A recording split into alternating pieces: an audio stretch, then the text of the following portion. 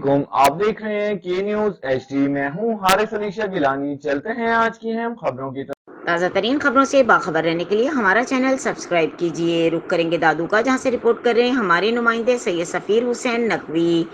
Khairpur Nathan شاہ میں 5 محرم الحرام کا قدیمی پرچم عباس مرکزی امام بارگاہ سید پیر شاہ سے مرکزی ماتمی جلوس کے ساتھ برآمد کر کے خیرپور ناتھن شاہ شہر کے علمدار چوک پر نصب کیا گیا۔ ماتمی جلوس میں عزاداران امام حسین علیہ السلام کی بڑی تعداد شریک ہوئی۔